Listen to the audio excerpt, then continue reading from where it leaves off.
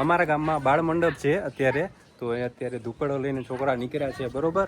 ચાલો એકો જય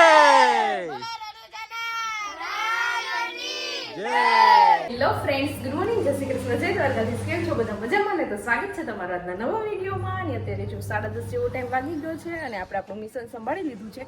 આજે આપણે ધુજારાનો બીજો દિવસ થઈ ગયો છે, એટલે આપણે છે ને અહીંયા સામેની ઘરે તો બધી ઝાડા કચરા થઈ ગયા છે ને હવે અહીંયા આપણે અગાસી ઉપર આવી ગયા છે. અહીંયા જે રૂમ છે ને એનો પહેલાથી શરૂઆત કરી છે, અહીંયા પહેલા રૂમથી. તો અહીંયા જો મુન્નીબેન સવારમાં બધી ઉપર બધી ધૂળ ખેર લીધો કે બધું થઈ ગયું છે. હા, હવે ખાલી કાચ ને બારી ને દરવાજા ને લૂછી અને નીચે પોતું મારી દેવાનું છે. અને ગાદલા ને એવું બધું જોઈએ બહાર તડકે સૂકવી દીધું છે, કવર ને એવું બધું કાઢી અને મશીનમાં નાખી દીધું છે. એટલે મશીન એનું કામ કરે છે, કપડાં ધોવાનું. અને અમે ફટાફટ કામ કરી લઈએ. મારે અત્યારમાં દિત્યાને આંગણવાડી મૂકવા જ આવી હતી, એટલે ફટાફટ હું એને મૂકી એવી રેડી કરીને, કેમ કે એ આંગણવાડી હોય છે એટલે આપણે ઘડીક શાંતિ થઈ જાય, કામ કરવાની મજા આવે, કરી આડી આડી આવ્યા જ કરે. એટલે ફટાફટ એને મૂકી આવી ત્યાં સુધીમાં મુનિએ થોડું ઘણું કામ છે એ કરી નાખ્યું. તો ફટાફટ અમે બંને સાથે મળી અને કામ પૂરું કરી નાખીએ. ઉપર છે ને રૂમ કરી નાખ્યો તો કમ્પ્લીટ. પછી કેટલા બધા કપડાં ધોવાના હતા તો એ બધા ધોયા.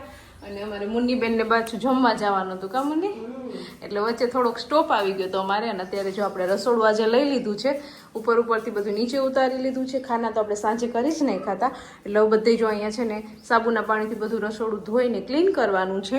પછી નીચે બધું ધોઈ અને પાછું બધું વ્યવસ્થિત મૂકી દેવાનું છે, કેમ કે રસોડામાં તો એટલી વાર લાગે નહીં. આમ ચીકણું હોય ને એટલે ઘસીને ધોવું પડે, બાકી તો બીજું બધું સામાન તો ખાનાની અંદર જ હોય, એટલે કઈ વાર ન લાગે. એટલે ફટાફટ પેલા રસોડું કરી લઈએ. હજી એક હોલ બાકી છે કરવાનો, તો જેટલું પહોંચે એટલું આપણે સાંજ સુધીમાં જેટલું થાય એટલું કરવાનું છે. તો ચાલો હવે હું પણ થોડી ઘણી હેલ્પ મુન્નીબેનને કરવા લાગુ. નકર કહે કે તું તો ખાલી વિડીયો જ ઉતારે છે, કે કામ તો નથી કરતી કા.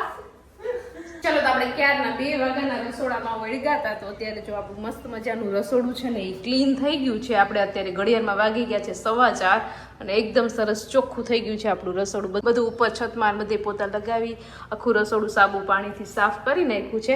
અત્યારે તો કેટલું મસ્ત લાગે છે, એકદમ ક્લીન. પણ થોડા દિવસ રહેશે પાછું હતું એવું ને એવું થઈ જશે, પણ તો એ સાફ તો કરવું જ પડે. અત્યારે હવે છે ને થોડીક વાર અમારે પૂરો ખાવો છે, આરામ કરવો છે. તો અત્યારે આપણે ફ્રીજમાં જો ગુલ્ફી મૂકેલી છે, તો અત્યારે આપણે આ ઘરની બનાવેલી ગુલ્ફી જ્યારે ખાઈ લઈએ એટલે પાછી કામ કરવાની એનર્જી આવી જાય. દિત્યાને હજી ખબર નથી, આગળ આવી જાય ને તો કહે કે મમ્મી મને મૂકીને તમે કેમ ગુલ્ફી ખાવ છો. તો અત્યારે આપણે રસોડું ક્લીન કરી લીધું છે. અને પછી જો આપણે હોલમાં છે ને સાફ સફાઈ કરવા જવું હતું, પણ અત્યારે છે ને મહેમાન આવી ગયા છે, એટલે થોડીક વાર આપણે સાફ સફાઈ બંધ રાખી દીધી છે. અને મહેમાન માટે જો અહીંયા મસ્ત મજાનો ચા મૂકી દીધો છે, એટલે હવે થોડીક વાર આપણે કામ મૂકી દેવું પડશે. હવે મહેમાન જાય ને પછી આપણે ટાઈમ રહેશે તો કરશું, બાકી સવારે કરશું કામ. ચાલો તો આજે તો છે ને આપણો આખો દિવસ મહેમાનમાં જ વયો ગયો છે. અત્યારે છે કે મહેમાન વયા ગયા છે ને હવે પાછું આપણે જો અહીંયા આપણો આખો હોલ છે ને એને આપણે સાફ સફાઈ કરવાની છે. તો એ પહેલા આપણે જે લસણ લીધું હતું ને એ મમ્મીએ થોડી 2-3 દિવસ એમનું પોડું કરી રાખ્યું હતું, કેમ કે આપણી પાસે છે ને આવું બાચકું નહોતું, થોડુંક લીલું કેવરાવતું હતું લસણ. તાજું વાડીએથી જ સીધું અહીંયા આવી ગયું હતું આપણે ખેડૂત પાસેથી. એટલે આ જે મહેમાન આવ્યા ને પાસેથી જો આપણે આ બાચકાનો મેળ કરી લીધો છે ને. અત્યારે બાચકામાં લસણ ભરી દઈએ. એક બાચકામાં ડુંગળી ભરાઈ ગઈ છે. આવું જારી વાળું બાચકું હોય ને તો લસણ અને ડુંગળી માટે સારું, કેમ કે એમાં હવા ઉજાશે, હેરફેર થાય ને તો બગડે નહીં વસ્તુ. અને જો પપ્પા વાડીએથી ગુંદા લઈ આવ્યા.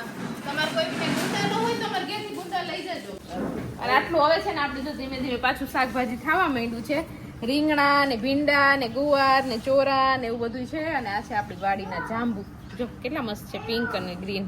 જો આપણી શેરડી કેવી મસ્ત છે, આ મીઠી છે શેરડી. ક્યાંથી લઈએ?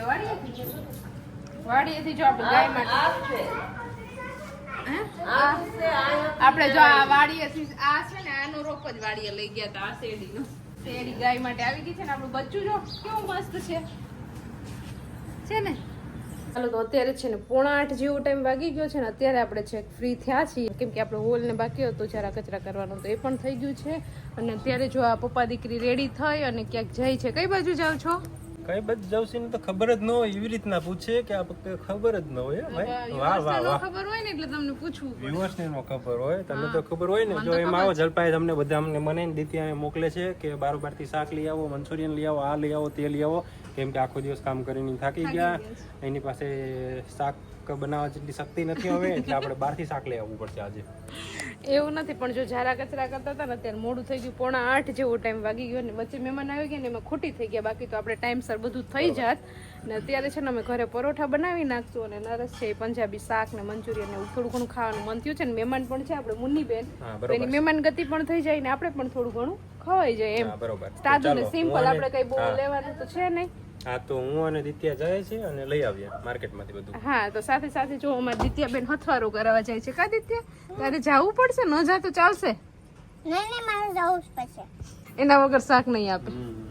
સારું ચાલો તો જલ્દી લઈ આવો. જલ્દી મીન્સ કે આરામથી અમારે હજી લોટ બંધાય છે. ઓકે વાંધો નહીં. અમારે હજુ અહીંયા રીંગણા મોરાય છે હોટલમાં. રીંગણા નો હોય એમાં તો પંજાબી શાકમાં ગ્રેવી હોય ટમેટા ડુંગળી રીંગણાની જ ગ્રેવી છે. અને અહીંયા જો અમારી મુન્ની બેન છે ને પરોઠાના લોટની તૈયારી કરે છે. લોટ બાંધે છે કા?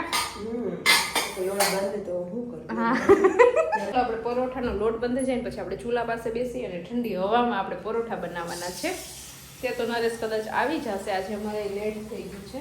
ચાલો તો આપણે છે ને મસ્ત મજાના પરોઠા બનાવી લીધા છે. અને અહીંયા જો પરોઠા બનાવી લીધા અને ચૂલો ખાલી હતો ને એટલે મમ્મી પણ તો અહીંયા આપણે ગુંદા પપ્પા લઈ આવ્યા હતા ને વાડીએ તો અહીંયા ગુંદા છે ને એ બાફવા મૂકી દીધા છે મીઠું ને હળદર ને નાખીને.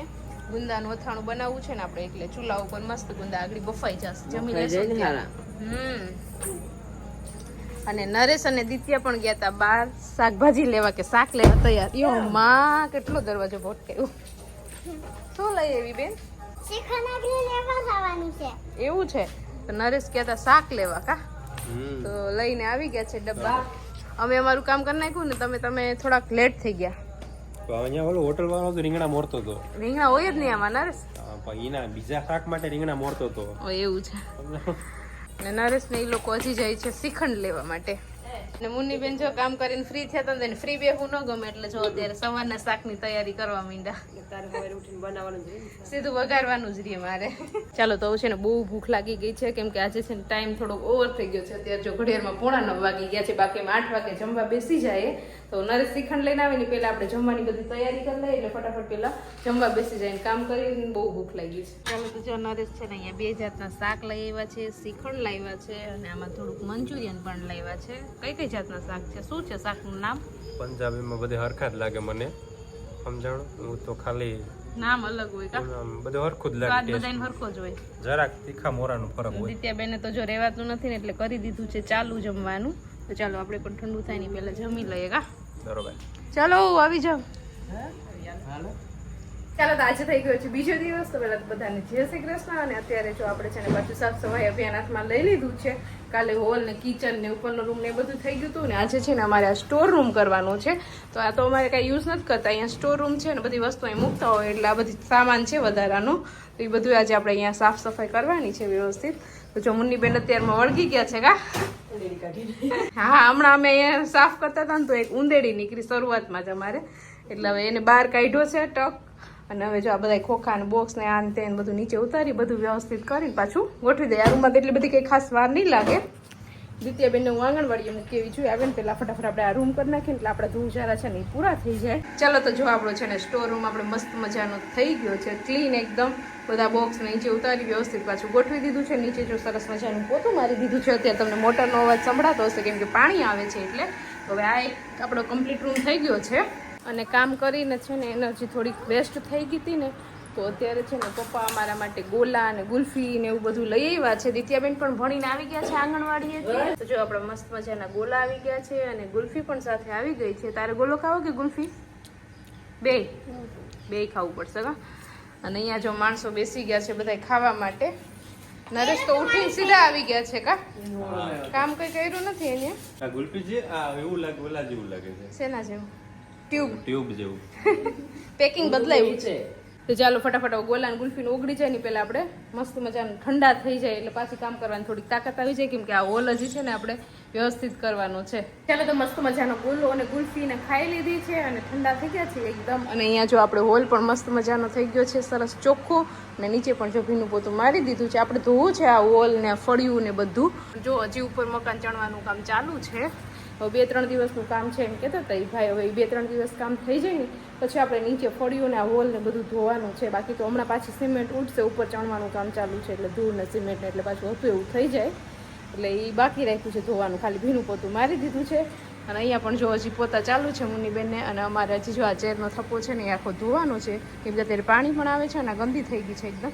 તો ફટાફટ હવે મુન્ની પોતું મારી લઈને પછી હું બંને સાથે મળી અને ચેર ધોઈ નાખીએ. અને હજી જમવાનું પણ બાકી છે, પણ ગોલો ખાઈ લીધો એટલે હવે થોડીક એનર્જી આવી ગઈ છે, એટલું કામ કરી લઈએ ને પછી જમી લઈએ. ચાલો, તો આપણે 2 દિવસ થયા છે ને ઝારા કચરાનું કામ ચાલુ હતું, તો ફાઇનલી આજે પૂરું થઈ ગયું છે.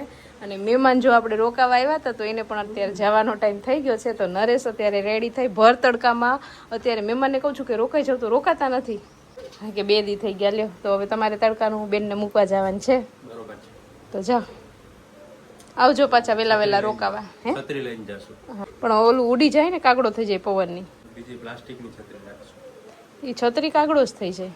તો તું ભેગી આગળ જોઈ જઈશ. હારું, હાલો તો આવજો હો પાછા વેલા રોકાવા. તમે પાછા આવતા રહેજો, મૂકીને વાંધો નહીં. કે રોકાવો માસીને ઘેર? રોકજો. અમારા અહીંયા હાથી ભલે ને રોકાયા મહિનોથી, હું ક્યાં ના પાડું, મારે અહીં કંઈ કામ નથી એનું. નકર આવતા રહેવું કા, ચા પાણી પીને આવતા રહેજો. બીજું હાલો, આવજો. હા, અમારા ગામમાં બાળ મંડપ છે અત્યારે, તો એ અત્યારે ધુકડો લઈને છોકરા નીકળ્યા છે. બરોબર, ચાલો એકો જય